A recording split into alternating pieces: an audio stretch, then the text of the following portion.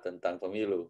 Dan memang beruntung sekali juga karena ketika saya pulang dengan disertasi tentang pemilu dan Indonesia sedang bersiap-siap masuk ke dalam era reformasi. Saya pulang tahun 97 Oktober, 6 bulan kemudian Pak Soeharto jatuh, dan kemudian Pak Habibie ingin membuat aturan baru atau pemilu baru dengan aturan-aturan demokratis. Sehingga ketika itu tidak banyak orang yang punya keahlian atau spesialisasi tentang pemilu. Ya, kenapa begitu? Karena ya saat itu, ingat di zaman Orde Baru, banyak orang tidak suka atau tidak merasa penting untuk bicara tentang atau studi tentang pemilu. Karena untuk apa studi tentang pemilu? Belum pemilu kita sudah tahu hasilnya. Rata-rata kemenangan Golkar 70%. Dan karena itu ya kita tidak perlu pakai studi, sudah tahu berapa hasilnya. Dan karena itu kebanyakan ahli ilmu politik belajar tentang political culture, budaya politik, bicara tentang political culture, lalu political ada juga beberapa political economy yang konteks lebih besar, ada juga yang bicara lagi tentang filsafat politik ya dan sebagainya, sejarah politik juga.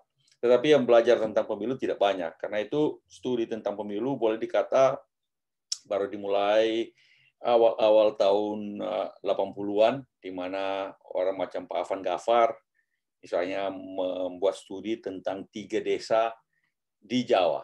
Jadi 3 desa di Jawa dia studi, lalu kemudian bicara tentang, lalu dia dikembangkan dalam konteks studi perilaku memilih. Kemudian ada berikutnya ada yang studi-studi lain lagi yang lebih beberapa, ya kira-kira mirip beberapa desa, beberapa daerah. Baru kemudian ketika saya membuat studi tentang pemilu untuk seluruh Indonesia yang berbasis kabupaten kota. Jadi unit analisisnya adalah kabupaten kota, tetapi menggunakan data-data sekunder yang ada di BPS dan sebagainya. Nah, setelah itu, setelah masuk reformasi, barulah kemudian memungkinkan untuk membuat studi-studi perilaku pemilih yang berbasis individu. Nah, itulah Saudara Saiful Mujani, ya, alumni IAIN Ciputat, yang kemudian beralih belajar ilmu politik, dan sampai di Ohio State, dia kemudian membuat studi pemilu yang berbasis pada individu. Nah, sekarang dia jadi surveyor, misalnya. Sekarang ini orang lebih ada yang lebih canggih lagi, studi ilmu politik yang lebih pada individu sudah banyak, oleh karena dimungkinkan untuk melakukan survei. Dulu tidak mungkin melakukan survei. Sekarang Saudara Asfar di Unair misalnya membuat disertasi yang mencoba menggabungkan beberapa pendekatan-pendekatan yang ada di dunia, lalu kemudian diterapkan di Indonesia, baik itu berbasis yang lebih demografis, kemudian berbasis pada psikologis, maupun berbasis pada isu dan isu-isu yang ada dalam pemilu. Nah, karena itu saudara-saudara, studi pemilu di Indonesia atau studi tentang perilaku memilih ini semakin lama semakin canggih. Dan ada yang tamatan IAIN, belajar politik, ada juga yang memang belajarnya studinya ilmu politik, ada yang macam saya sebenarnya, latar belakang saya sosiolog yang kemudian belajar ilmu politik. Nah, kalau kita ditanya sebenarnya kenapa orang mau pergi memilih di TPS, padahal apa untungnya? Suaranya cuma satu, dan satu suara itu kemungkinan besar tidak akan mengubah hasil pemilu kalau cuma satu suaranya itu. Tapi kita lihat di Indonesia, alhamdulillah boleh dikata tingkat partisipasi memilih di Indonesia itu cukup tinggi, bergerak antara sekitar kemarin itu ya 60-70%, ya. Bahkan kalau di kabupaten kota mungkin ada yang 60-80% kalau di kabupaten kota. Nah, ini relatif cukup tinggi dibandingkan pada negara-negara yang tidak mewajibkan warga negaranya untuk memilih. Jadi kalau di Australia itu wajib memilih. Tetapi kalau di Indonesia dan kebanyakan negara lain itu tidak wajib memilih. Maka itu memilih adalah hak, bukan kewajiban. Karena itu boleh tidak pergi memilih di Indonesia. Kalau di Australia, kalau Anda tidak memilih, didenda. Ada dendanya sejumlah uang. Karena itu orang di sana tingkat memilih di Australia sangat tinggi karena wajib. Tapi di Indonesia karena tidak wajib, boleh tidak memilih. Nah, karena itu berbagai studi-studi tentang kenapa orang di Indonesia itu memilih dan kenapa dia memilih yang mana. Nah, itu menjadi sejak dahulu sudah menjadi sebuah studi di Indonesia yang menarik di Indonesia. Untuk tahun 55, pemilu tahun 55 yang menjadi awal bagi studi terhadap perilaku memilih Indonesia, biasanya analisis semua orang menggunakan analisis santri abangan, GERDS. Jadi GERDS lah yang digunakan. Jadi ukuran santri abangan ini kemudian masuk kepada sistem kepartaian. Jadi santri, partai-partai santri, dan partai-partai abangan itu partai-partai nasionalis. Maka spektrumnya bisa kita lihat. Jadi ada partai santri, yaitu tentu saja Masyumi dan NU, lalu ada partai-partai nasionalis, yang partai-partai abangan, sifatnya yang kemudian biasanya disebut nasionalis, ada yang sosialis, lalu kemudian PKI tentu saja, zaman tahun 55. Maka itulah spektrum. Sementara itu partai tengah boleh dikata tidak ada. Artinya tidak ada yang signifikan partai tengah. Yang ada adalah santri atau abangan. Tentu saja konfigurasi dan analisis tentang perilaku memilih, yaitu santri abangan, menjadi terlalu sederhana ketika kita melihat masuk ke dalam zaman berikutnya, apakah itu pemilu Orde Baru maupun pemilu sekarang. Walaupun pemilu Orde Baru itu tampaknya sudah bisa ditebak hasilnya sebelum pemilu, tetapi variasi antar satu daerah dengan daerah lain, misalnya Jakarta yang berkali-kali dimenangkan oleh partai oposisi waktu itu, misalnya P3, boleh dikata setiap kali memenangkan P3 di Jakarta sejak mulai pemilu tahun 72, 77 dan sebagainya. Ini kita lihat ada variasi. Begitu juga walaupun bersama-sama kita lihat di Aceh juga demikian. Kita lihat ada perbedaan. Bahkan di Jawa perbedaan-perbedaan walaupun perbedaan itu hanya beberapa persen, tetapi variasi itu bisa dijelaskan tentang berbagai macam faktor-faktor yang kemudian kita anggap yang menjadi determinan terhadap mengapa orang memilih di Indonesia. Tidak sederhana lagi dengan santri abangan saja, tapi misalnya urban rural. Jadi perkotaan, pedesaan. Daerah-daerah perkotaan dengan eksposisi pendidikan, maka kemudian penjelasannya menjadi urban. Maka daerah Jakarta yang lebih urban, Semarang, lalu kemudian Medan, Banda Aceh, Bandung, Anda akan lihat polarisasi yang lebih luas terhadap perilaku memilih, bahkan pada zaman Orde Baru. Walaupun jadi beda variasinya ada cuma beberapa persen, bisa 5-10%, tetapi bisa dijelaskan hanya dengan adanya varian baru untuk menjelaskan perilaku memilih Indonesia, yaitu urban rural, perkotaan, pedesaan.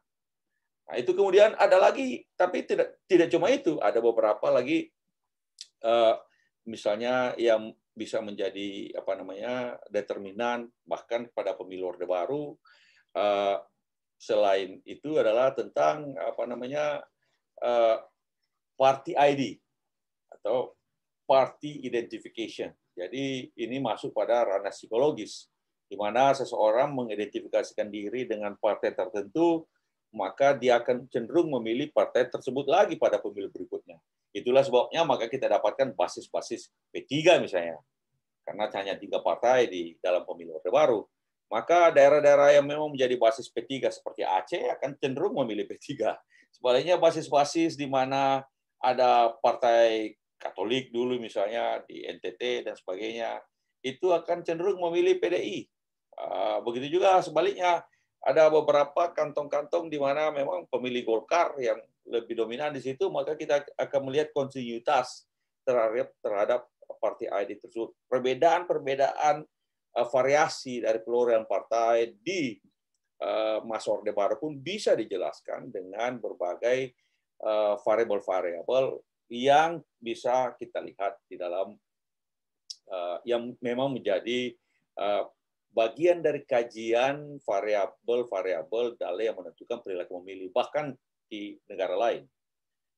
Ketika kita masuk pada pemilu demokratis setelah reformasi, maka kita bisa melihat lebih banyak lagi sebaran-sebaran atau variasi-variasi variabel yang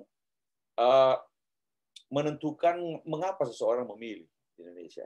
Masih ada variabel demografis, yaitu misalnya soal santri abangan, urban rural, kaya miskin, juga masih ada juga misalnya tentang party ID yang kemudian juga party attachment atau party ID yang menentukan seseorang memilih.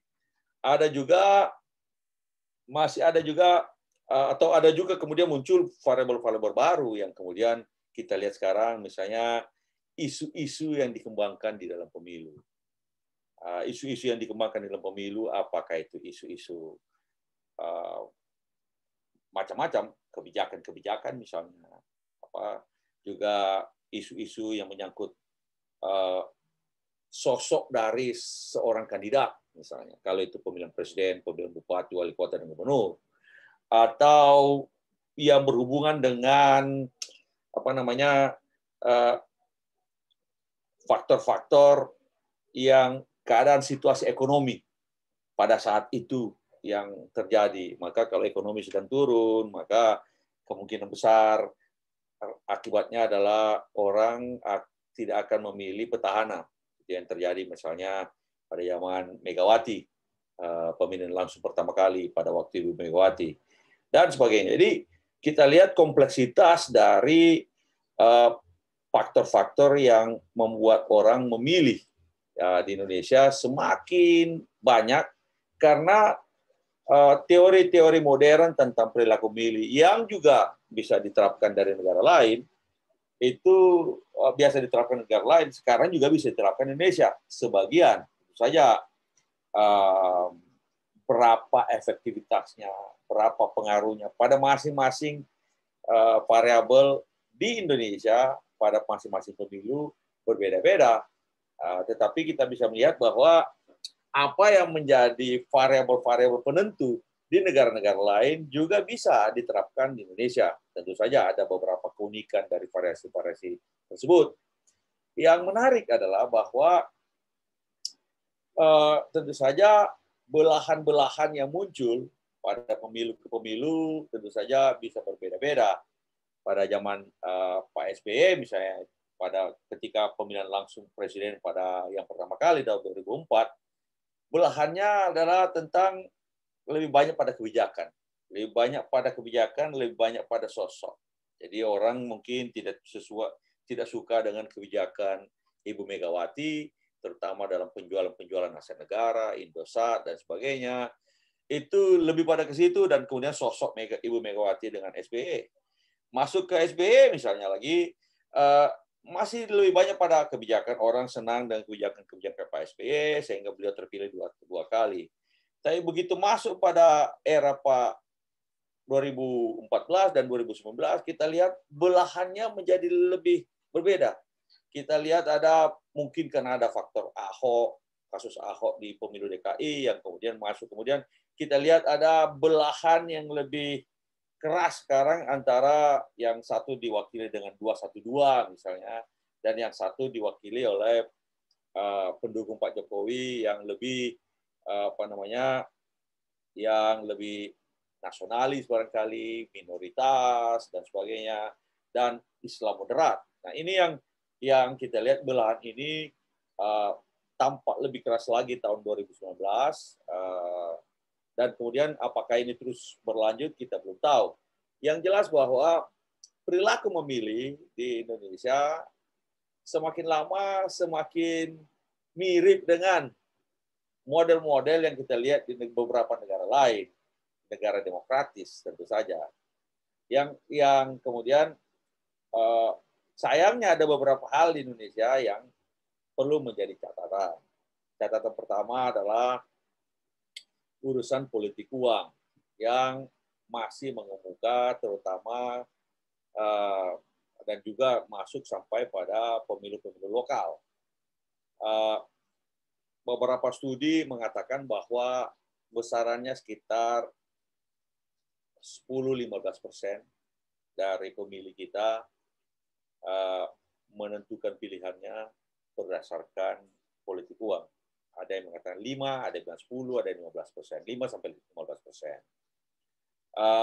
Ada sebagian lagi menerima, tapi akan memilih sesuai dengan apa yang menjadi pilihannya. Yang persoalan adalah 5 dan 10% ini memang sebenarnya kecil. Cuma dia menentukan ketika terjadi pemilihan umum yang hasilnya atau yang sangat kompetitif. Jika perbedaan 1-2%, maka kalau ada 5% orang mau memilih berdasarkan uang, 5% ini bisa menentukan siapa yang menjadi yang menjadi siapa yang jadi bupati, gubernur atau presiden. Nah, 5% ini tidak banyak sekali lagi, tetapi kalau dia digunakan secara sistematis, dia bisa menentukan apa yang menjadi hasil pemilu. Tampaknya yang paling kuat dalam hal politik uang ini ada pada pemilu lokal. Jadi pemilu lokal yang sekarang kita hadapi pilkada ini memang sangat-sangat kuat pengaruh atau ada kecenderungan menguatnya pengaruh uang di dalam menentukan siapa yang jadi bupati wali kota dengan munculnya politik uang. Walaupun saya juga mengatakan bahwa dengan adanya politik uang ini bisa dicek, bisa dihambat kalau ada yang sistem pengawasan yang efektif, Bawaslu misalnya. Sehingga kalau saya misalnya ada beberapa kader-kader Partai Demokrat misalnya, waduh ini lawan pakai politik uang, gimana nih Bang? Saya bilang gampang. You kirim beberapa orang di mana-mana, bekali dengan punya handphone kok. Handphonenya itu begitu ada yang bagi-bagi uang, bagi-bagi sembako secara melanggar ketentuan, tinggal di video aja. Lalu video itu kemudian dikasih di Bawaslu. Paling tidak kalau tidak Bawaslu nggak mau menindaklanjuti, diviralkan di media sosial. Pasti akan muncul reaksi. Jadi caranya adalah menangkap basah mereka-mereka yang melakukan politik uang. Nah, jadi sebenarnya ada cara untuk menghambatnya. Tapi saya katakan bahwa ada berdasarkan survei 5-10%, 15% yang bisa menentukan pilihannya berdasarkan siapa yang bayar. Kira-kira begitu. Yang kedua, catatan lainnya adalah bahwa semakin terbelah yang namanya masyarakat pemilih, maka akan semakin membuat sistem politik kita mendapatkan ketegangan-ketegangan yang tidak perlu. Artinya bahwa pemilu itu kan kita harapkan bahwa dia menghasilkan sebuah hasil kepemimpinan, pertama juga kebijakan, dan kemudian menyalurkan berbagai macam ketegangan-ketegangan di dalam masyarakat secara damai dalam hal melalui proses demokratis. Dan itulah pemilihan umum. Bahkan di dalam sebuah negara yang sedang perang, seperti di Yaman, pemilu atau di Suriah atau di manapun, dikatakan bahwa pemilu itu adalah from ballot to ballot. Jadi dari peluru ke surat suara. Bagaimana kita mengubah pertikaian yang kemudian menggunakan peluru dengan sebuah proses demokratis menggunakan surat suara. Mari semua saling kita ke TPS menentukan mana pilihan-pilihan kita. Itu dalam salah satu fungsi pemilu. Nah, menjadi ironis ketika pemilu bukannya menghasilkan proses yang damai, tetapi justru pemilu menghasilkan ketegangan-ketegangan baru yang tidak perlu di masyarakat. Justru menjadi ironis ketika pemilu menghasilkan kekerasan, apalagi kalau sampai berdampak perpecahan. Nah, itulah sebabnya desain sistem pemilu juga harus memikirkan hal ini. Misalnya threshold presiden yang terlalu tinggi 20% misalnya, ini pasti akan atau kemungkinan besar hanya akan melahirkan 2 calon saja. Dan 2 calon itu, dan kalau itu berhadapan-hadapan seakan-akan membelah lagi kita seperti santri abangan, bahkan pada titik ekstrim masing-masing, menghasilkan situasi ketegangan-ketegangan yang tidak perlu, perpecahan-perpecahan yang tidak perlu. Nah, inilah sebabnya salah satu desain sistem pemilihan harus kita pikirkan dalam misalnya threshold pemilihan presiden, juga threshold untuk mungkin juga secara langsung karena hubungan antara pemilihan DPR dengan pemilihan presiden sekarang ini agak aneh di Indonesia karena untuk menjadi calon presiden menggunakan hasil pemilu 5 tahun lalu.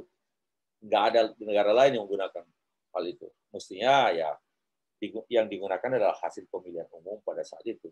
Karena pemilihan umum pada dasarnya adalah uji mandat 5 tahun sekali. Dengan uji mandat 5 tahun sekali, kita tahu siapa-siapa yang diberi mandat baru oleh rakyat setelah 5 tahun. Maka ketika sebuah sistem pemilu menggunakan hasil mandat 5 tahun lalu, sebenarnya mandat itu sudah kadaluarsa. Itulah karena pemilihan umum itu secara berkala itulah proses pemberian mandat baru dan uji mandat baru kepada kalau ada yang masih berkuasa misalnya. Dan intinya adalah bahwa secara berkala kita harus memulai memikirkan ulang terus-menerus, memperbaiki terus-menerus sistem pemilu kita agar supaya hasilnya menjadi yang kita dapatkan adalah pemimpin yang lebih baik, kebijakan yang lebih baik, dan menghasilkan kedamaian. Kedamaian itulah yang kemudian digunakan untuk membangun bangsa ini. Kalau, sekali lagi, di banyak negara terutama yang sudah bertikai, kita berusaha mengubah konflik yang bersifat kekerasan, senjata, peluru, menjadi proses damai di pemilu. Karena itu, pemilu harus damai. Lucu kalau pemilunya menghasilkan sesuatu masyarakat yang tidak damai. Untuk apa? Kemudian jadi ada yang pemilu kalau begitu caranya. Nah, intinya adalah bahwa di Indonesia kita harus mulai terus memikirkan kembali terus bagaimana samping perilaku pemilih, tetapi juga sistem pemilu itu sendiri yang memungkinkan menghasilkan kita bisa dapat atau meyakinkan kita bisa mendapatkan pemimpin yang lebih baik dan kemudian kebijakan yang lebih baik dan negara yang lebih baik serta masyarakat yang lebih baik.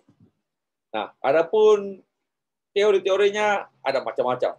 Saya ingin mencoba memperlihatkan sama saya itu belum tahu bagaimana caranya kasih lihat atau apa yang ada di gambar di sini yang mau saya kasih lihat. Lalu kemudian caranya apa yang harus saya lakukan untuk bisa membuat gambar itu. Yang warna hijau, Pung. Ada itu share screen. Share screen.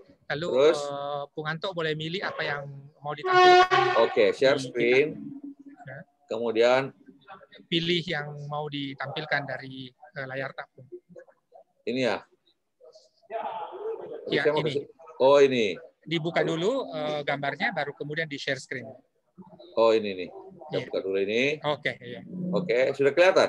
Sudah kelihatan ya? Sudah Yang kelihatan mau saya kasih lihat? government action, ya, economic structure, dan Oke. seterusnya. Ya. Jadi sebagai summary tentang bagaimana perilaku memilih itu, ini ada namanya funnel of causality. Funnel of causality itu adalah kalau kita lihat yang ekonomi yang lebih besar itu seperti apa ya? Causality seperti kalau kita ambil ini, kita bikin begini. Nah, inilah funnel of causality yang di sini ada moncongnya lebih besar, yang di bawah sini moncongnya lebih kecil. Nah, yang berada pada moncong yang lebih lebar itu adalah faktor-faktor yang bersifat panjang, jangka panjang. Sementara semakin dia merapat, itu adalah faktor-faktor yang bersifat jangka pendek. Makanya misalnya kita lihat economic structure, social division, dan historical patterns itu kadang-kadang sifatnya jangka panjang karena orang itu bersifat demografis. Kadang-kadang kita lahir karena itu. Jadi kalau Anda social division misalnya, kalau Anda terlahir Muslim, orang bisa menebak kemungkinan per persen Anda memilih partai-partai Islam. Saya kira begitu. Tidak pasti, tapi ada persentase dari kemungkinan Anda untuk memilih partai-partai berbasis aliran misalnya. Kalau Anda economic structure, kalau Anda kelas atas, pilihan Anda boleh dikata sudah terbentuk sejak Anda lahir. Kalau Anda dari kaum bangsawan, kalau Anda lahir dari orang Hindu misalnya, lahir di Bali sebagai orang Bali, dan kelasnya kelas bawah atau kelas atas, itu mempunyai efek terhadap perilaku Anda memilih. Lebih ke tengah ada namanya value orientation. Value orientation itu adalah nilai-nilai yang muncul dari diri Anda, dari keluarga Anda. Grup loyalty itu adalah loyalitas kepada kelompok tertentu. Kalau Anda serikat buruh, kalau Anda buruh, kalau Anda petani, kalau Anda nelayan, itu semua kemudian menentukan party ID, party attachment sedikit lebih ke dalam lagi. Di situ ada government action. Government action juga apa yang menjadi aksi pemerintah, misalnya Anda tidak suka atau tidak suka aksi pemerintah tertentu, tindakan pemerintah tertentu, misalnya kalau Anda tidak suka Omnibus Law, Anda memilih partai apa. Namun sebaliknya kalau Anda suka Omnibus Law, Anda memilih partai apa atau memilih calonnya siapa. Ini bisa menentukan siapa yang Anda pilih atau partai apa yang Anda pilih. Ada juga dari influence of friends, dari kawan-kawan, peer groups. Jadi Anda memilih ada orang memilih karena kawannya, karena keluarga, dan sebagainya. Ada karena media, iklan-iklan di media. Ada yang karena semakin menjorok, makin temporer sifatnya, karena pengaruh iklan di media. Ada yang pengaruh kampanye. Ada yang pengaruh isu opinion. Jadi apa yang kebijakan-kebijakan, visi misinya dari kandidat, bagaimana kandidat itu bisa image dari kandidat tersebut. Lalu kemudian economic condition, situasi ekonomi saat itu. Ini terutama berkaitan dengan petahana. Kalau petahana saat itu situasi ekonominya bagus, kemungkinan petahana akan terpilih lagi. Kalau situasi ekonomi itu kurang bagus, petahana biasanya tidak akan terpilih lagi. Dan kemudian situasi politik saat itu. Akhirnya kemudian orang memilih. Jadi ini model variabel-variabel yang menentukan orang memilih di negara-negara di Amerika pada dasarnya. Dan kemudian diaplikasikan di negara-negara barat. Kalau Anda gunakan Indonesia, bisa juga. Itu menandakan bahwa model sistem politik Indonesia, sistem pemilu Indonesia, juga sudah cukup demokratis untuk bisa menggunakan variabel-variabel semacam ini masuk di dalam sistem pemilu. Tetapi sekali lagi, yang tidak muncul di sini adalah soal politik uang. Tidak ada di sini kata-kata politik uang. Nah, inilah model negara berkembang di Indonesia. Seperti juga negara-negara berkembang, ada model-model, makanya kadang-kadang ada kalau pemilihan legislatif itu ada beberapa calon-calon kalau waktu pemilu kampanye dia nggak kampanye. Ah, sudahlah Bang, aku malas lah kampanye gitu. Kenapa? Aku main di ujung aja. Main di ujung maksudnya nanti sebelum pemilu, 1 hari sebelum pemilu, serangan fajar dia bagi-bagi uang aja. Nah, diharapkan dengan bagi-bagi uang itu kemudian dia bisa terpilih. Ada berhasil, ada juga yang gagal. Saya tahu ada yang gagal. Banyak yang gagal model-model macam begitu. Saya karena dia main di ujung aja. Ada yang berhasil dia main kampanye juga, tapi main di ujung juga. Model begitu. Atau walaupun ada juga yang saya tahu berhasil masuk menjadi anggota dewan sama sekali tidak bagi-bagi uang. Sekali lagi, jumlah yang bisa ditentukan melalui pembagian uang 5-15%, tergantung daerahnya. Nah, tergantung juga bagaimana pandainya. Bukan semua orang dikasih uang, saya katakan tidak, tapi daerah-daerah tertentu yang bisa mengubah keseimbangan dari pemilihan. So, kita lihat selama ini model-model semacam ini, model teoretik yang ada di Barat, kita lihat juga sudah berlaku di Indonesia. Bahkan sudah Saudara Asfar di Universitas Brawijaya ambil S3, bikin disertasi tentang model ini untuk kemudian dibandingkan mana-mana saja variabel-variabel yang bisa menentukan orang memilih. Kesimpulannya adalah yang demografis, variabel demografis masih juga berlaku. Variabel tengah ini juga ada juga yang berlaku. Variabel yang lebih depan, yang lebih temporer sifatnya juga ada. So, semuanya ada. Nah, kalau ada belajar regresi, kemudian semua ini dibuat secara kuantitatif, dibuat regresi, dibuat path analisis, maka kita bisa melihat bahwa mana-mana untuk daerah tersebut, untuk pemilihan umum tertentu, mana-mana yang lebih berpengaruh dengan yang lain, dibandingkan yang lain. Pada daerah tertentu, variabel yang satu kurang berpengaruh, pada yang lain bisa lebih berpengaruh. Inilah tantangan ke depan Indonesia untuk melihat apakah bagaimana pola memilih di Indonesia, ya walaupun variabelnya sama, tapi variasi dan kekuatan masing-masing variabel tersebut berbeda satu dengan yang lain. Saya kira saya ingin berhenti di situ aja sambil kita diskusi lebih panjang. Demikian, Assalamualaikum warahmatullahi wabarakatuh.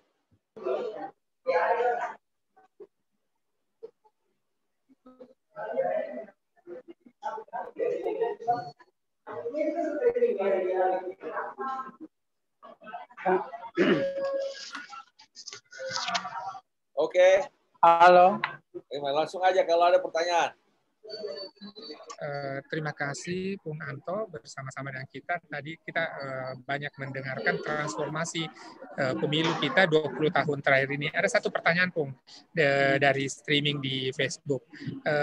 Di masa Pak SBY saat itu Bung Anto ada di lingkaran Pak SBY, tentu melihat bahwa ada proses demokrasi yang tetap berjalan, tetapi tidak terjadi pemilahan masyarakat. Nah sekarang, kenapa kemudian demokratisasi berjalan, pemilihan langsung berjalan, tetapi kemudian kita terbelah menjadi dua? Apakah ini karena sistem pemilu, atau mungkin kita sementara mengalami uji sosial, atau seperti apa pandangan teorinya ini, Pak? Jadi memang akhir-akhir ini sejak 2014, tapi lebih keras lagi di 2019, terjadi pembelahan yang keras dalam masyarakat politik kita. Terutama karena ada beberapa hal. Yang pertama memang threshold. Ada sistemnya ya, threshold-nya terlalu tinggi sehingga baik 2014 maupun 2019 calon cuma 2. Dan itu lagi, Jokowi, Prabowo. Yang pada zaman Pak SBY kan Pada 2009 aja ada Pak, 4 atau 5 calon. 4 calon. Pada 2004 ada 5 calon. Sehingga tidak terjadi pembelahan yang keras atau sejak dari awal. Nah, ini pembelahan terjadi sejak dari awal karena hanya ada 2. Dan yang kedua, ada situasi di mana respons-respons dari pemerintahan itu membuat aksi reaksi sifatnya. Misalnya ada kasus Ahok. Ada kasus Ahok ini lalu kemudian di backup sama presiden. Sehingga dan tampaknya kita lihat reaksinya adalah perlawanan terhadap kekuasaan. Jadi walaupun urusannya adalah pemilu DKI, tapi belahannya itu menyangkut pro pada kekuasaan atau mau mengganti kekuasaan. Sehingga semboyannya kemudian adalah ganti presiden yang masuk kepada pemilu 2019. Kelompok-kelompok pendukung yang anti Ahok pada waktu itu kemudian muncul dari kelompok-kelompok Islam dan yang kemudian lebih besar lagi, kelompok-kelompok lebih garis keras lagi, diwakili oleh Gerakan 212, yang kemudian lagi dan berbagai macam elemen-elemen yang lain, ini yang pada dasarnya adalah ingin mengganti presiden 2019. Berhadapan-hadapan di situ. Ganti presiden dan yang mau mempertahankan presiden. Tapi belahan itu masuk pada belahan antara politik Islam yang keras, garis keras, bukan politik Islam moderat. Dan kemudian yang boleh dikata anti terhadap politik Islam. Anti termasuk yang minoritas, nasionalis. Jadi ini seperti walaupun tidak pas penggunaan kata santri abangan, karena di sini pun sebenarnya bukan abangan juga, ada Islam moderat. Tetapi yang pada garis kerasnya, pada ujung-ujung spektrum, yang menyebabkan ketegangan-ketegangan yang tidak perlu kita lihat setelah pemilu apa yang terjadi, bahkan sempat ada yang tidak bisa mengakui hasil pemilu. Dan KPU pun tengah malam harus menetapkan hasil pemilu. Dan kekerasan muncul di berbagai tempat untuk memprotes hasil pemilu. Walaupun yang lucunya, kandidatnya sendiri, Pak Prabowo, kemudian menjadi Menteri Pertahanannya Pak Jokowi. Ya, ini jadi belahan itu ternyata bisa menjadi lucu, tapi belahan itu tetap stay, walaupun kemudian Pak Prabowo masuk ke dalam pemerintahan. Nah, belahan ini perlu kita pikirkan ke depan, apakah model semacam ini sehat bagi bangsa ini. Pada zaman Pak SBY, kita tidak lihat belahan semacam itu. Pertama pada waktu itu kan 2004 itu 5 kandidat, termasuk saat itu ada Pak Amin Rais, ada Pak Hamzah Has, ada Ibu Mega, ada siapa lagi waktu itu? Ibu Mega, ada Pak Yusril kah? Ada Gus Solah. Gus Jadi 5 calon waktu itu, yang kemudian terpilih masuk babak kedua, 2 yaitu ada Pak Wiranto waktu itu, bukan ada Pak Wiranto ya. Jadi Pak Wiranto, Pak Amin Rais, terus Pak Hamzah Has, Pak SBY, dan kemudian Ibu Megawati sebagai petahana. Nah, zaman itu nggak ada pembelahan itu. Terus 2009, ketika itu ada 3 calon, yaitu Pak SBY dengan Budiono, Pak JK dengan partnernya Pak Wiranto, lalu Ibu Megawati berpartner dengan Pak Prabowo. Jadi Pak Prabowo dengan Ibu Megawati memang dari dulu juga sangat dekat. Jadi 3 calon, sehingga waktu juga tidak ada pembelahan. Dan kebijakan-kebijakan Pak SBY selama memerintah 10 tahun, tidak ada kesan anti-Islam. Tidak ada kesan anti terhadap politik Islam boleh jalan. Orang PKS pada dasarnya kan politik Islam. Juga berbagai macam gerakan-gerakan Islam ada juga.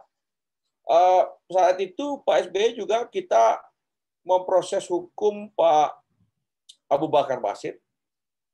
Tapi tidak ada yang mengatakan Pak SBY anti-Islam atau kriminalisasi ulama, karena pada dasarnya yang dilakukan adalah penegakan hukum biasa saja.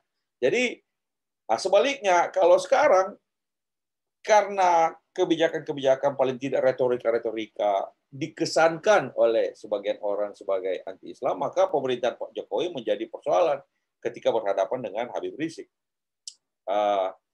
Karena sekarang berkembang misalnya isu apakah ini kriminalisasi ulama atau penegakan hukum, kan ini bagaimana melihatnya? Itulah berbeda dalam manajemen atau bagaimana mengelola berbagai macam persoalan dalam masyarakat oleh Pak SBY. Mungkin berbeda dengan Pak Jokowi. Pak Jokowi nampaknya menimbulkan riak-riak dan gelombang-gelombang resistensi yang sangat kuat.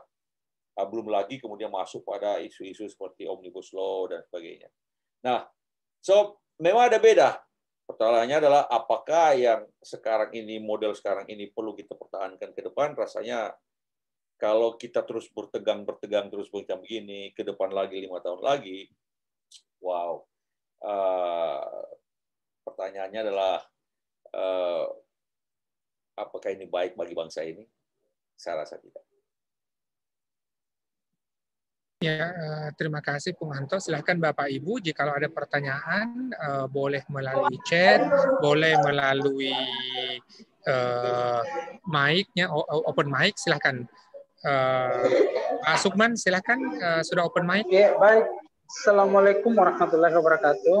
Waalaikumsalam warahmatullahi wabarakatuh. Saya menyesuaikan dengan fakta ya, untuk khususnya di Papua terkait dengan money politik.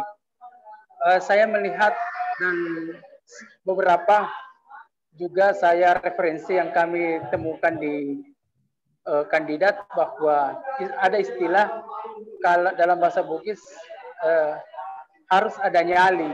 Jadi bagaimanapun juga harus siap dengan uang. Nah, kalau khususnya di Papua itu memang tidak dilihat tapi terasa ya bahwa siapa yang ada kontribusinya kepada masyarakat ataukah ada ya seperti ini misalnya anggota dewan kalau mau ini berlomba-lomba ini memberikan bantuan kepada masjid. Ya dengan harapan itu juga, tapi ini saya pikir bukan money politik. Tetapi memang yang money politik yang kami maksud ini adalah ada pembagian perhitungan satu kepala 200 menjelang serangan fajar. Nah itu masih beredar itu Pak. Nah ini barangkali perlu memang dihilangkan karena maklumlah masyarakat ini pintar juga bahwa katanya kalau memang tidak ada uangnya dia malas pilih karena ketika naik, jangankan kita mau minta sumbangan untuk ketemu saja, untuk pegang tangan istilahnya atau apa, sulit. Nah, makanya itu banyak masyarakat sekarang ini juga pintar menurutnya bagaimana supaya apa yang ada dirasakan. Nah, itu barangkali. Dan mungkin juga itu barangkali salah satu dampak sehingga di Kota Makassar ini kemenangannya ada kota kosong. Ya, itu semua perlu dievaluasi. Ada apa di balik kotak kosong tersebut? Ya, itu barangkali ya. Demikian Bapak Puang ya. Terima kasih. Assalamualaikum warahmatullahi wabarakatuh. Waalaikumsalam. Langsung aja saya jawab ya. Langsung silakan Puang. Ini Pak Sukman lagi sementara S3 di UIN Alauddin. Beliau dari Pendidikan Agama Islam. Silakan Puang. Baik. Jadi perlu dibedakan memang antara politik uang dalam konteks bagi-bagi uang dengan bantuan-bantuan yang diberikan oleh seorang kandidat jauh sebelum pemilu tapi. Jadi Jadi kalau ada anggota dewan, selama jadi anggota dewan rajin bantu masjid, rajin bantu anak-anak yatim, rajin bantu bagaimana UMKM di daerahnya, rajin, tidak apa-apa. Lebih baik begitu, bagus itu. Biasanya juga petahana, siapa yang jadi wali bupati, wali kota, dan segala macam, itu bikin jembatan di sini, bikin jalan di situ, bantu ibu-ibu bikin UMKM, bantu mereka-mereka yang tertinggal, itu tidak masalah. Yang masalah adalah ada aturannya ini, misalnya petahana masuk berapa bulan itu sebelum, kalau tidak salah ada aturannya 6 bulan sebelum itu tidak boleh melakukan semacam itu atau berapa bulan sebelum. Nah, pada waktu mendekati pemilu, dia pakai uang negara, baru dia bagi-bagi bantuan sosial. Nah, ini persoalan. Karena sama saja dia menggunakan uang negara sebagai petahana, kemudian dia bagi-bagi menjelang pemilu, dia bagi-bagi, kasih motor kepala desa, kasih ini, kasih itu, dia bagi. Ya mestinya sebenarnya dibaginya jauh sebelum. Nah, karena itu memang ada aturannya. Nah, kalau yang selama itu sebelum menjelang atau jauh sebelum pemilu atau ada aturannya berapa bulan, di luar itu tidak ada masalah, bagus. Yang salah adalah pada waktu H-1 serangan fajar, amplop dibagi-bagi, isinya ada 100.000, ada 200.000 dan sebagainya. Walaupun saya melihat sebenarnya masyarakat juga semakin lama semakin cerdas, tergantung di mana tempatnya. Kalau di Sorong terasa cukup cerdas. Sebagian besar akan mengambil itu amplop, tapi pilih sesuai dengan apa yang dia mau. Nah, dan kalau saya bodoh betul kalau orang dia nyebar begitu saja semua dikasih sebar. Tidak. Sebenarnya yang disebar itu yang membuat balance-nya berbeda. Nah, ini bukan ngajarin, tetapi agak senaro. Kenyataannya semacam itu. Nah, sekarang Bawaslu yang harus siap untuk menangkap mereka. Yang kemudian juga saya anjurkan semua paslon punya mata-mata. Yang keliling-keliling kemana, modelnya cuma handphone aja. Ada yang bagi-bagi amplop segala macam, kalau bisa di video. Satu saja kena. Bayangin bahayanya yang begitu itu. Kita bagi amplop misalnya 10.000 amplop. Dari 10.000, satu aja yang dibagi. Kemudian kasih video, kenalah dia. Nah, ini dan sekarang aturannya bisa diskualifikasi. Karena itu saya sampaikan kepada semua calon, hati-hati main begini. Ini main begini, main curang namanya. Yang kedua tidak ada jaminan itu berhasil. Ya, tidak ada jaminan uang yang dikeluarkan begitu banyak. Lebih baik harus berkeringat. Datangi masyarakat. Datang ke masyarakat, datang ke masjid, datang ke, ya kalau kampanye tidak boleh ke masjid, tapi sebelum ini. Dan jangan cuma datang pada waktu kampanye. Sebelum kampanye. 1 tahun sebelumnya, 2 tahun sebelumnya, datangilah masyarakat. Jadi saya masih ingat ada kawan dulu, jadi wakil bupati. Terus tidak diberi peran oleh bupatinya. Pokoknya bupati tidak mau kasih dia peran apa-apa. Pokoknya dia duduk saya betul-betul tidak dikasih peran, tidak dikasih apa segala macam. Lalu mengeluh-ngeluh sama saya. Saya bilang, kenapa kamu mesti mengeluh? Kalau kau tidak dikasih peran sama bupatimu, ambil itu kesempatan. Pergi, mumpung kau tidak dikasih peran, ada orang mati datangi. Ada orang sunatan datangi. Ada orang kawin datangi. Ada orang pergilah ke masjid. Kasih ceramah di situ. Datang ke mana-mana saja segala macam. Mumpung kau tidak ada kerjaan kok. Datang keliling-keliling ke mana-mana. Datang ke desa-desa. Datang ada orang, ada tanah longsor kau di situ. Sebelum bupati datang. Oh, karena kau tidak punya kerjaan kok. Ada keliling-keliling kau saja itu. 5 tahun kau keliling. Habis 5 tahun kau maju jadi bupati. Betul saja. 5 tahun dia maju jadi bupati, berhadapan dengan bupati. Orang bilang apa? Terus apa yang terjadi? Dia menang besar. Karena masyarakat tahu, dia bilang apa? Ini wakil bupati yang ada sama kita ini. Saya punya anak mati, dia datang. Saya punya anak disunat, dia ada. Saya punya anak kawin, dia datang. Itu tanah longsor besar, dia datang. Makanya itulah namanya berkeringat. Karena dia hadir bersama-sama masyarakatnya. Bukan kemudian pakai uang. Memang bisa menang juga pakai uang, bisa. Tapi kan belum ada jaminan. Bukan seperti yang saya kasih tahu teman itu. Insya Allah dia menang. Karena dia ada di mana-mana. Orang lihat, dia yang paling peduli sama kita. Nah, ini caranya sebenarnya untuk menang. Sama juga itu anggota-anggota dewan. Jangan cuma datang pada waktu mau pemilu. Tapi mulailah. Begitu dilantik, begitu dia keliling-keliling, bikin kebijakan yang baik, bikin dekati masyarakat, kasih tahu bagaimana bantu masyarakat. Nah, itu caranya untuk menang.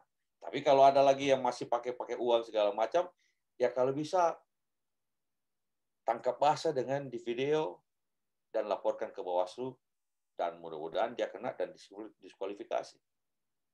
Itu jawaban saya. Terima kasih, Bung Anto. Ini pertanyaan satu lagi dari streaming Facebook. Apakah ada teori yang kira-kira bisa memungkinkan kita ketika terjadi calon tunggal tidak perlu lagi ada pemilihan, sehingga tidak perlu calon itu melawan kotak kosong yang kalau dia menang ya alhamdulillah, tetapi kalau kemudian kotak kosong yang menang seperti di Makassar itu kan buang-buang uang. Apakah ada mekanisme yang boleh diusulkan dalam rangka perubahan undang-undang kalau ada calon tunggal langsung disahkan, atau seperti apa teorinya, Pung, ini? Jadi kalau calon tunggal ya tidak bisa langsung diangkat begitu saja tanpa pemilu, tetap harus ada pemilunya juga. Karena kalau tidak begitu maka saya mau jadi bupati, saya punya uang, saya beli aja semua calon lawan-lawan saya, jangan mau maju saya kasih ke uangnya. Begitu saya tinggal sendirian, maka tidak perlu ada pemilu lagi, saya langsung jadi bupati. Maka semua orang yang punya uang begitu aja, dia beli. Sama dengan tender-tender zaman dulu itu yang pakai arisan-arisan itu. Tender arisan itu, kita bagi aja lah. Pokoknya kali ini saya menang, nanti yang berikutnya kau yang menang. Ya atur aja. Nah, tetap harus sudah pemilu. Saya sudah kasih tahu semua teman-teman. Lebih berat menang lawan kotak kosong dibandingkan kalau ada lawannya. Lebih berat. Kenapa? Kalau lawan kotak kosong, Anda harus menang 50% plus 1. Ya toh? 50% plus 1. Dan semua orang tidak suka kita, apapun alasannya, akan melawan kita memilih kotak kosong. Apa itu yang terjadi dengan API di Makassar? Padahal dia dapat 47% suara. Tapi kurang dari 50% plus 1. Nah, sekarang ada 4 calon di Makassar. Apa yang terjadi dengan 4 calon di Makassar? Tidak perlu 47%, tidak perlu 51%, tidak perlu 47%. Perkiraan saya pemenang di Makassar itu 40% sudah cukup. Siapa yang dapat 40% sudah jadi wali kota. Artinya apa? Saya API. Kalau dia bisa pertahankan dari 47% suara yang dia dapat, anggaplah turun 7%. Dapat 40%, jadi wali kota dia. Padahal dulu ketika lawan kotak kosong dia kalah. Karena dia harus menang 50% plus 1. Lawan kotak kosong. Hati-hati pikirannya orang. Kalau saya waktu itu API zaman pemilu yang lalu, kalau perlu saya bayar orang untuk maju jadi lawan saya. Saya kasih ke modal, maju mako. Supaya saya ada lawan. Kalau perlu 2 sekaligus saya kasih maju. Jadi 3 calon. Dengan demikian saya tidak perlu dapat 47. Tidak perlu dapat 50% plus 1. Ketika ada sosok yang dipilih, misalnya walaupun pada waktu itu API lawan siapapun, kalau ada 2 calon, maka orang yang tidak suka sama API belum tentu memilih yang si fulan ini. belum tentu dia memilih si fulan karena ada sosoknya. Tapi begitu tidak ada sosoknya, yang ada kotak kosong, semua wajah siapapun yang kita suka dan tidak suka sama Api akan memilih kotak kosong itu. Karena kotak kosong bisa berwajah apa saja yang kita bayangkan terhadap kotak kosong tersebut. Pendukungnya Dani, pendukungnya Deng Ical, pendukungnya ini, semua bisa bergabung di kotak kosong. Melawan siapapun di kotak kosong, melawan Api. Walaupun 47% tidak jadi wali kota. Bayangkan kalau Api 47% dengan 4 calon, pasti jadi wali kota. 40%, lihat aja nanti. Siapa yang dapat 40% akan menang di Pilkada Wali Kota di Makassar. Nah, itulah. Cuma kadang-kadang orang selalu keliru. Dia berusaha bagaimana beli semua partai lalu itu bisa jadi calon tunggal. Nggak perlu. Justru jangan jadi calon tunggal. Kalau mau menang mudah. Tapi menanglah lawan yang lemah. Kalau zaman Orde Baru namanya calon pendamping. Kalau perlu, kasih maju orang jadi calon pendamping yang mudah dikalahkan dibandingkan kotak kosong. Silakan Bapak Ibu yang ada di aplikasi Zoom Meeting, jika ada pertanyaan boleh open mic, boleh mengetikkan. Ya, ini ada Ustadz Ruslan. Silakan Ustadz Ruslan. Ustadz Ruslan ini pun alumni magister dari IAIN Sorong, sekarang melanjutkan pendidikan di S3 di UIN Sunan Kalijaga, Yogyakarta. Silakan Ustadz Ruslan.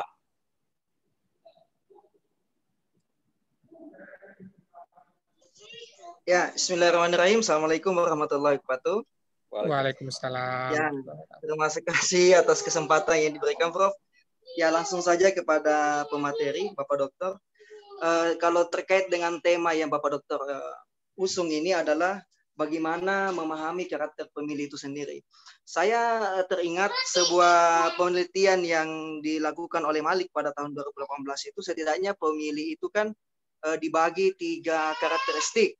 Ya kan, ada yang dikatakan pemilih yang emosional, ada pemilih rasional, kemudian ada juga pemilih yang di antara keduanya, rasional emosional. Sedangkan kalau kita lihat pemilih kita di Indonesia ini kan berada pada poin yang ketiga tadi, rasional emosional. Tentunya ini dipengaruhi oleh tidak mapannya budaya politik yang ada di Indonesia. Kira-kira bagaimana itu Pak Dokter? Berdasarkan pengalaman Pak Dokter sendiri dalam menggalang massa dan lain sebagainya. Karena begini, pemilih itu kan adalah raja ya Pak Dokter ya. Kalau dalam sudut pandang politik itu kan pemilih itu adalah raja. Kan begitu. Bahkan ada istilah katakan one foot one God kan, dikatakan satu suara itu suara Tuhan kan, pada suara rakyat adalah suara Tuhan. Kemudian kan untuk memahami pemilih itu sendiri kan sebenarnya bukan hal yang mudah, tidak boleh ada simplifikasi seperti itu. Nah, kira-kira bagaimana itu, Pak Dokter? Tadi saya tertarik tadi apa yang disampaikan oleh Pak Dokter tadi mengenai itu. Baik. Ya, terima kasih. Silakan Bang langsung. Wah, hebat ini alumni Sorong ini. Semua ambil S3 di mana-mana. Baik, begini. Memang ada kategorisasi pemilih rasional dan pemilih emosional atau irasional. Jadi pemilih rasional itu adalah pemilih yang mengerti tentang isu-isu apa, kebijakan apa dari masing-masing kandidat atau partai yang berhubungan dengan dirinya. Jadi kalau saya memilih si A karena kebijakan si A, visi misinya bagus, cocok dengan saya punya kepentingan. Misalnya saya seorang pedagang kaki lima, maka saya cari kandidat yang visi misinya sesuai dengan kepentingan saya sebagai pedagang kaki lima.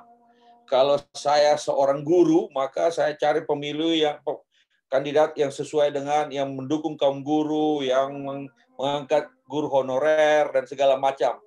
Kira-kira semacam itu. Itulah pemilih rasional. Pemilih irasional itu kira-kira misalnya begini, dulu ada di Jawa misalnya istilah pejah gesang melu Mbak Mega misalnya. Jadi mati urip melu Mbak Mega. Jadi mati hidup saya ikut Megawati misalnya. Itu pemilih yang non rasional. Dia tidak peduli apa menjadi kebijakan publik, apa yang segala macam kepentingannya, hubungannya dengan segala macam, tetapi dia milih Megawati. Pokoknya kenapa? Kalau kita telusuri, oh dulu dia orang PNI atau dia orang-orang yang berhubungan dengan apa namanya PNI, nasionalis, abangan, memilih PDIP, dan itu mungkin saja semacam itu yang namanya pemilih, atau juga sebaliknya di Partai Islam. Saya dulu adalah anak Masyumi, maka saya pilih mana Partai Masyumi sekarang ini. Oh, PBB. PBB.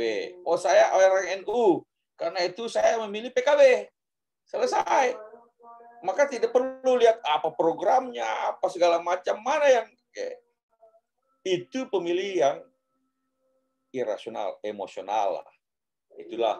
Kalau Anda lihat tadi dalam bentuk funnel of causality, maka yang menentukan seorang memilih kalau yang emosional itu adalah faktor-faktor demografis. Agamanya apa, dia itu kelompok lingkungan apa, bagaimana kelas sosialnya. Nah, itu yang menentukan hubungan patron klien. Misalnya, itulah semua emosional. Nah, berapa persen yang rasional? Wah, kalau bicara tentang rasional yang masuk pada issues, itu kecil sekali.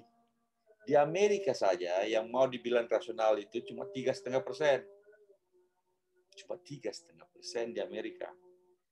Di Indonesia, ya kira-kira segitu juga. Bagaimana ada yang tengah-tengah? Rasional, emosional? Mungkin ada juga sedikit-sedikit rasional, sedikit-sedikit emosional. Mungkin itu yang banyak juga. Ya, memang begitulah karakteristik masyarakat. Walaupun ada catatannya, masyarakat kita sangat rasional ketika berhubungan dengan retrospective voting. Retrospective voting itu adalah orang memilih berdasarkan kinerja dari incumbent, petahana. Jadi kalau dia merasa bahwa petahana ini selama jadi presiden atau jadi gubernur atau jadi bupati membuat hidup saya menjadi tidak senang, menjadi tidak happy, menjadi dirugikan, maka saya tidak mau pilih dia. Pokoknya asal bukan dia. Maka saya pilih yang lain, yang baru. Itu namanya retrospective voting. Lawannya adalah prospective voting. Prospective voting itu adalah kita memilih karena kita melihat ini kebijakannya bagus, ini visi-misinya bagus, cocok dengan saya. Itu namanya prospective. Kita berpikir ke depan. Kalau dia jadi gubernur, bupati, presiden, nanti kepentingan saya lebih terlayani. Kalau retrospective voting, retrospektif ke belakang, kita lihat. Nah, yang kebanyakan rasionalitas yang muncul adalah rasionalitas dalam konteks retrospective voting. Jadi, ini yang mungkin nampak pada waktu Ibu Megawati. Kenapa diganti kepada presiden? Sebagian orang tidak suka lagi sama Ibu Megawati, maka karena menganggap Ibu Megawati kebijakannya tidak sesuai dengan apa menurut dia negara makin susah kalau selama Ibu Megawati jadi presiden. Karena itu nggak pilih Ibu Mega, pilih SBY. Tapi juga ada SBY punya prospective voting, dia melihat bahwa ini Pak SBY kebijakan-kebijakannya bagus, kalau ditangani negara menjadi lebih baik. Itulah yang terjadi. SBY dipilih 10 tahun. Pada waktu pemilihan 2009, SBY mau 2 kali atau 1 kali. Orang lihat, oh selama ini Pak SBY 5 tahun jadi presiden, bagus, maka kita pilih lagi dia. Itu rational voting. Jadi rasional dalam konteks retrospektif. Kalau rasional pure rasional dalam konteks prospektif, memang sangat kecil rasionalitas itu. Tapi kalau dilihat dari retrospektif, rasionalitas itu cukup besar. Nah, itulah tinggal dari mana kita lihat rasionalitas.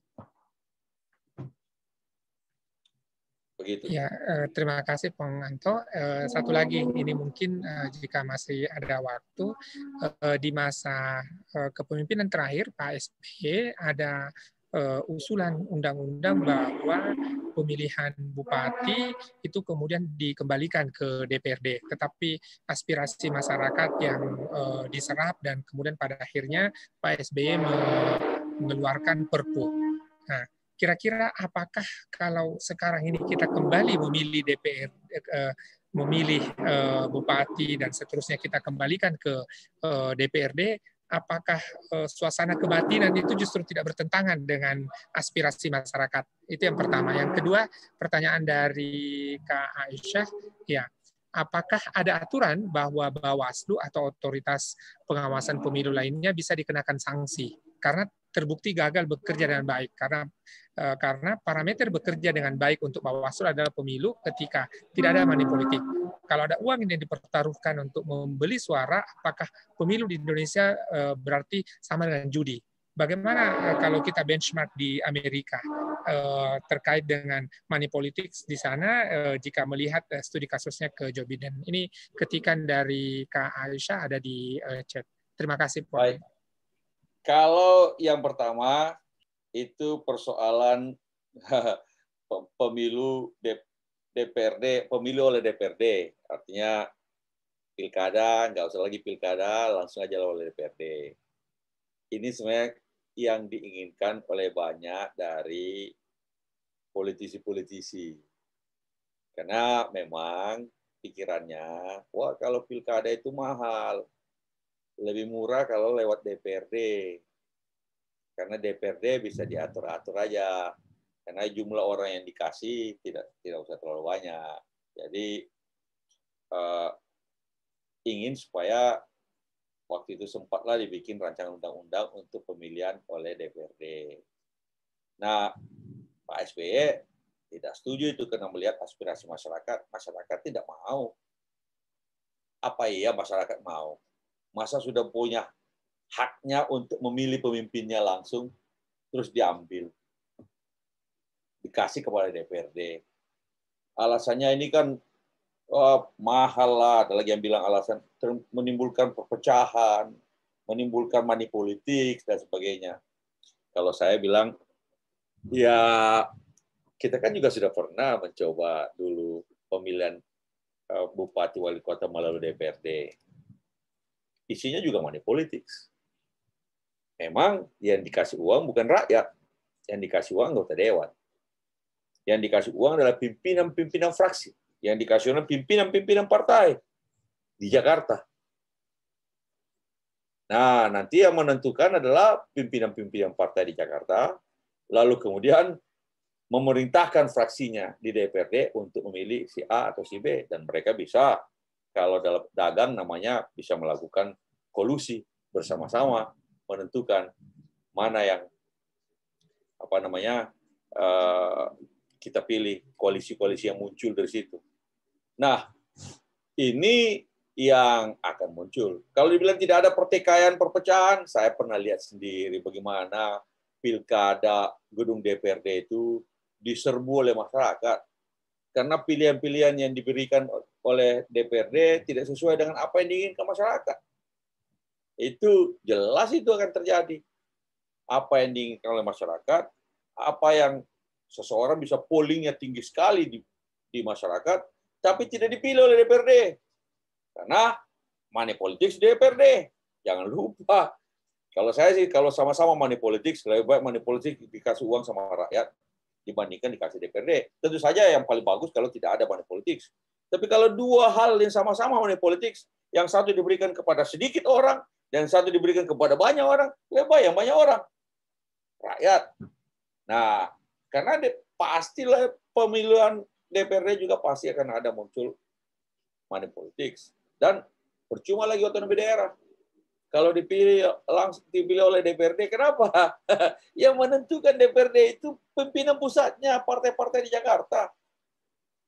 Nah, siapa? Politisi itu, dia akan perhatikan orang-orang yang membantu dia. Orang-orang yang menentukan nasibnya. Jadi kemana dia kemana pusat perhatiannya nantinya? Pada orang-orang yang membuat dia terpilih, yaitu apa? Pimpinan-pimpinan partainya. Bukan rakyatnya. Dalam pemilihan langsung, paling tidak dia ingat rakyatnya. Kenapa? Rakyat yang memilihnya. Kalau dia tidak baik-baik, kalau jalanan rusak terus, kalau sekolah jelek terus, kalau orang-orang tidak dibantu ketika dia kesusahan, dia tidak terpilih lagi. Karena itu, kalau Anda bikin polling, apakah rakyat setuju pemilihan langsung oleh rakyat diubah menjadi pemilihan DPRD, hak memilih rakyat diambil, lalu kemudian dikasih kepada DPRD? Nggak ada rakyat yang mau. Bikin aja polling. Pasti rakyat tidak mau. Dan kalau itu DPR RI mau mencoba melakukan itu, kalau Presiden Jokowi mau membuat semacam itu, akan muncul penentangan dari masyarakat. Sekali lagi, apa resiko semacam itu kita mau ambil? Sudahlah. Memang pemilihan langsung akan ada money politics, tapi ada caranya juga untuk membuatnya untuk terkendalikan. Tinggal tentu saja aparat-aparatnya Bawaslu harus berjalan yang baik. Nah, Bawaslu sendiri, apakah ada sanksinya kalau dia tidak menjalankan tugasnya? Ada. Sekarang ada namanya kan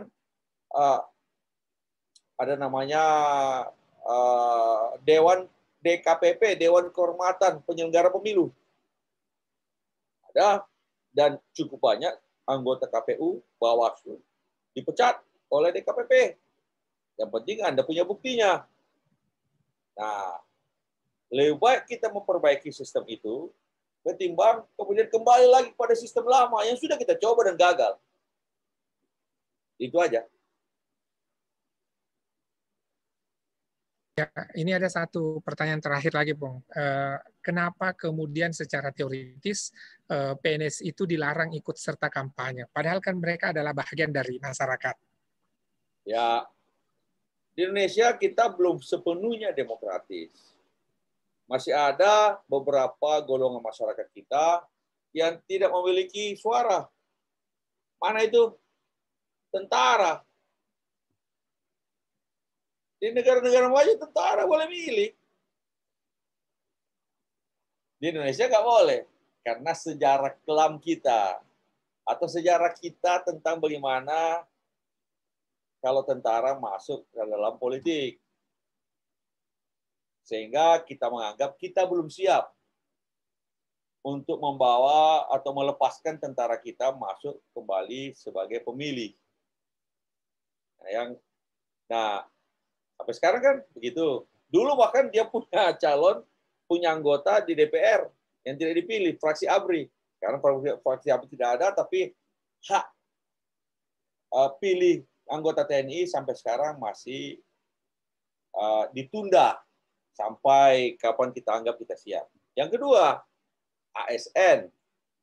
ASN boleh memilih, tidak boleh berpartai. Ya. Yang ketiga, dia tidak boleh ikut kampanye. Nah, dua hal ini sah-sah saja dalam demokrasi. Kenapa? Karena di Indonesia posisi ASN itu masih dianggap sangat tinggi oleh masyarakat. Yang namanya lurah, camat itu masih dianggap tinggi oleh masyarakat. Sehingga kalau dia memilih, paling tidak, dia mengatakan saya milih ini, khawatirnya rakyatnya sebagian, lagi patron-client relationship, ini tidak rasional, akan memilih sama dengan memilih kepala yang dipilih kepala desanya, ikut kepala desa. Nah,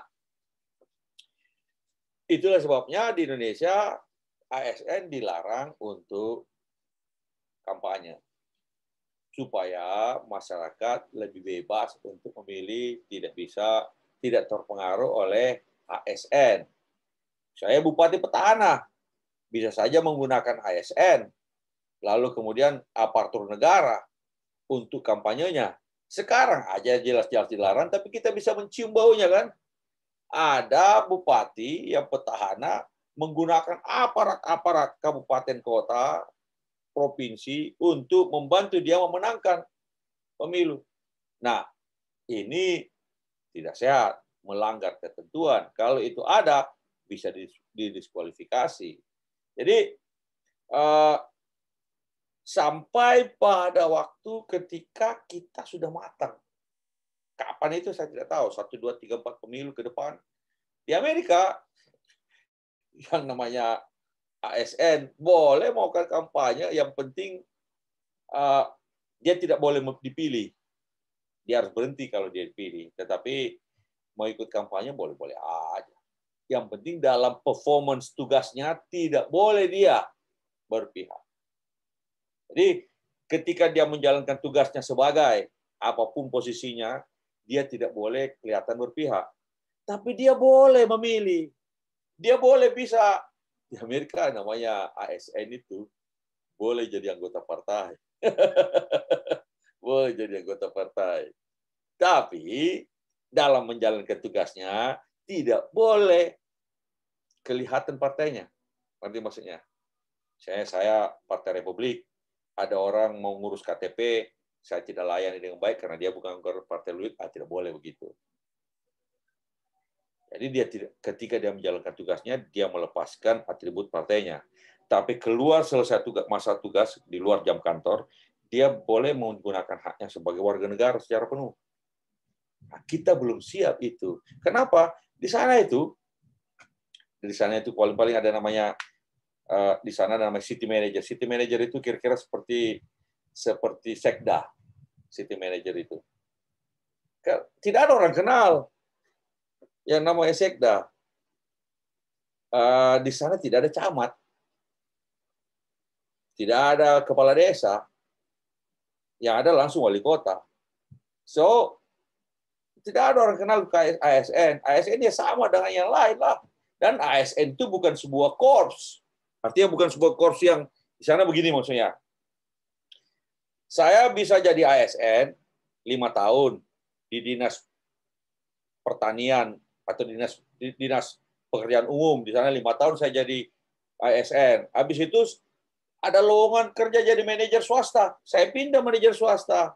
5 tahun jadi manajer swasta. Tiba-tiba ada apa namanya iklan lagi dibutuhkan kepala dinas PU di kota ini. Dari swasta saya masuk jadi kepala dinas. Saya lamar jadi kepala dinas. Ada lelang jabatan. Dari kepala dinas kabupaten, kemudian ada general manager di perusahaan swasta. Saya jadi perusahaan swasta lagi. 5 tahun di sana, di swasta. Habis 5 tahun di swasta, ada kepala seksi atau kepala dinas di provinsi. Saya masuk lagi jadi kepala. Jadi posisi apakah ASN ataukah seorang swasta itu bisa berganti-ganti. Di Indonesia nggak bisa. Kalau sudah keluar dari ASN, nggak bisa masuk lagi ASN. Orang swasta nggak bisa masuk ASN di tengah jalan. Ada batas umur. Nah, di sana karena standar pekerjaan itu, apakah itu publik maupun privat, standar sama. Karena itu orang boleh pindah-pindah. Orang boleh pindah-pindah. Kerja 5 tahun swasta, 5 tahun dari ASN. Habis itu 5 tahun masuk keluar itu ASN privat dengan publik. Boleh orang masuk keluar. Lalu orang tanya, kalau begitu bagaimana pensiunnya? Pensiun ikut orang. Dimanapun dia bekerja, pensiunnya ikut. Jadi tidak ada pensiun khusus ASN. Tidak ada khusus untuk pegawai Astra atau pegawai bank BUMN. Tidak ada begitu. Yang namanya pensiun itu ikut individu. Kita pergi kemana-mana, kerja di mana-mana, kita bayar uang pensiun. Kita bayar uang pensiun sekian persen, terus tempat yang mempekerjakan kita, apa namanya, majikan kita, apakah itu negara atau private, menyumbang juga sekian persen dari uang pensiun kita. Jadi uang pensiun orang beda-beda, pensiun itu datang mengikut orang dimanapun saya bekerja, pensiun saya ikut. Karena itu menjadi ASN tidak penting. Saya bisa ASN 5 tahun kalau saya mau. Sebaliknya saya keluar lagi, saya besok masuk lagi. Nah, di sini ASN itu korps. Sekali masuk, susah keluar, susah masuk. Standar jabatan ASN tidak sama dengan standar jabatan privat. misalnya, sehingga dia menjadi kekuatan politik sendiri. Itulah sebabnya dulu ada namanya 3 jalur. Kalau penentuan bupati, jalur ABRI, jalur G Golkar, B birokrasi. Karena birokrasi adalah kekuatan politik sendiri. Ini ke depan harus kita selesaikan. Tidak boleh lagi birokrasi menjadi kekuatan politik. Dia harus netral. Karena itu maka posisi-posisi birokrasi harus orang boleh keluar masuk. Kalau orang boleh keluar masuk lagi birokrasi, nggak ada orang itu dari pensiun di sana itu, mulai dari masuk kerja sampai di pensiun di birokrasi terus, ASN terus. Kenapa tidak boleh orang? Saya masuk swasta, habis itu masuk ke ASN, habis itu keluar lagi swasta, habis itu masuk lagi ASN. Maka ASN tidak spesial. Siapa saja bisa masuk ASN, siapa saja bisa keluar dan masuk lagi dan keluar lagi dan masuk lagi. Kira-kira begitu. Terima kasih, Pung Anto. Kita berada di penghujung kuliah tamu kita. Mohon sebelum kita akhiri closing statement, Pung Anto, kira-kira anatomi kepemiluan kita setelah 20 tahun terakhir ini, apa yang berubah dan apa yang kira-kira diproyeksikan ke masa depan? Jadi kita memang sekarang masih masuk di dalam proses konsolidasi demokrasi. Nah, konsolidasi demokrasi ini di mana demokrasi kita benar-benar telah melembaga sampai di tengah-tengah masyarakat, bukan cuma melembaga di lembaga-lembaga negara. Nah, karena itu ada dalam proses konsolidasi ini ada proses-proses yang kita lalui. Ada progres, tapi juga akhir-akhir ini ada kemunduran-kemunduran. Dan itu sudah dicatat di dalam berbagai survei maupun juga dalam beberapa laporan-laporan dari berbagai badan dunia yang mengkomparasikan antara masing-masing demokrasi. Kita mulai menurun kualitas demokrasi kita, urusannya dalam konteks kebebasan berpendapat, kebebasan berserikat, kebebasan dan kemudian kekerasan. Kita mengalami minus di sini. Kita juga mengalami minus dalam konteks, kalau tidak salah itu menyangkut politik uang juga ya. Tetapi terutama yang tadi 3 pertama. Kekerasan berhubungan dengan pemilu, juga berhubungan dengan kebebasan berpendapat, berhubungan dengan kebebasan berserikat, dan juga ini, menyempitnya political space, menyempitnya ruang politik bagi warga negara menyuarakan pendapatnya. Ini yang terjadi di Indonesia sekarang ini. Yang kalau kita tidak hati-hati, bisa makin memburuk kualitas demokrasi kita. Jadi, jangan berpikir bahwa demokrasi itu adalah proses yang linear. Terus begitu. Bisa saja terjadi semacam begini.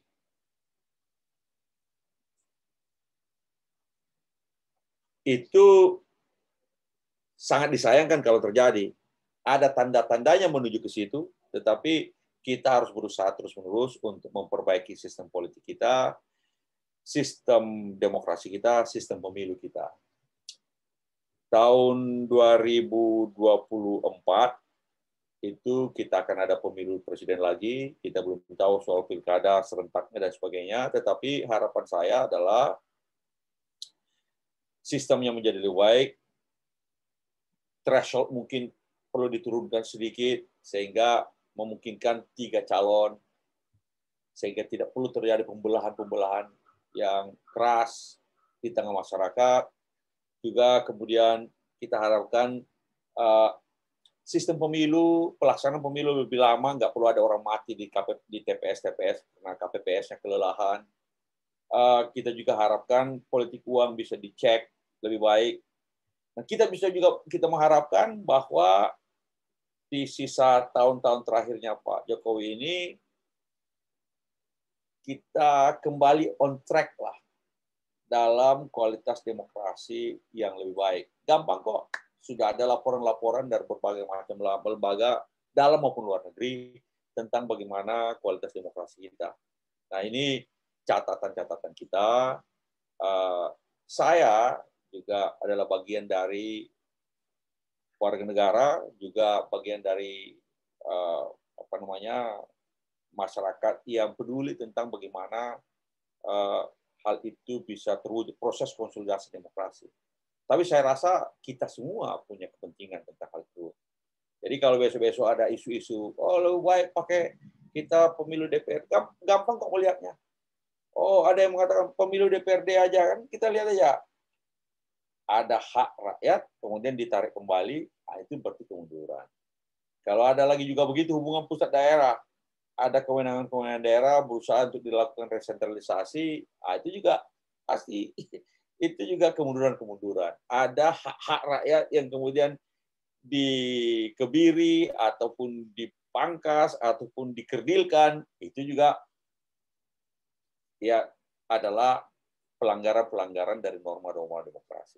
Nah, selama kita bisa menjaga itu, maka kita bisa berharap proses konsolidasi demokrasi kita menjadi lebih baik dan terus kita melakukan progres sehingga kita semua bisa merasa negeri ini, negeri kita juga, negeri kita semua.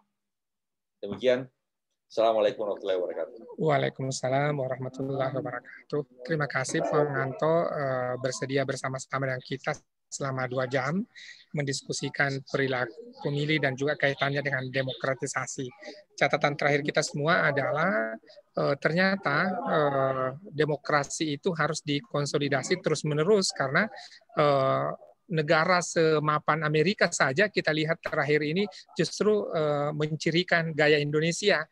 Ketika menang justru tidak kemudian mengakui, padahal 200 tahun yang lalu semua presiden Amerika, calon presiden Amerika begitu kalah menelpon, ada yang melalui radio, ada melalui televisi dan sebagainya. Tetapi Trump menjadi seperti gaya Indonesia ternyata, dan kita justru Indonesia mau menjadi gaya Amerika. Ya, itu intermezzonya. Terima kasih Pak Nganto. Mudah-mudahan pada kesempatan berikutnya masih berkenan untuk berdiskusi dengan kita semua dalam kapasitasnya beliau sebagai orang yang punya keahlian, kepakaran dalam soal kepemiluan. Dan saya ingat sekali ketika beliau pulang dari Amerika mampir di Camba makan gogosok, dan mudah-mudahan sudah ribu makan gogosok sama tomat telur asin di Camba itu. Iya, Puan.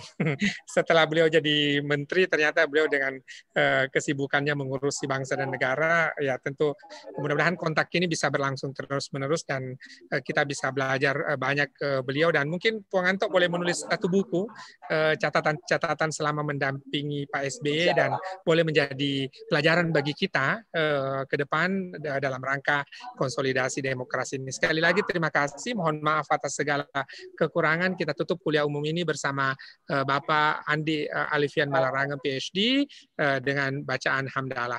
Alhamdulillahirabbil alamin. Sekian, wassalamualaikum warahmatullahi wabarakatuh. Silakan Pak Sukman. Saya juga rindu makan coto di Sorong itu. Ada coto makan di Sorong enak sekali. Coto Maros, Puang, ada di Sorong. Iya, sedikit dulu Pak Main. Silakan Pak Sukman, silakan. Sekedar kebetulan Pak Puang ini dia adalah pembina di Dewan Pengurus Nasional Kerukunan Keluarga Masyarakat Bone. So, yang ada SK, kemudian saya juga salah satu pengurus di situ di bagian Wakil Sekretaris Jenderal. Alhamdulillah kesempatan ini sudah kita ketemu dengan salah satu dewan pembina Kerukunan Keluarga Masyarakat Bone. Pak Sukman, itu dalam rangka hari ulang tahun KKSS nanti coba diformulasikan, kita buat Puang Nganto sekali lagi bicara terkait dengan kalau dulu Prof. Rahman Rahim almarhum ada nilai-nilai utama budaya Bugis, mungkin Puang Nganto bisa bicara bagaimana demokratisasi dalam konteks masyarakat Bugis. Apalagi ini info saja.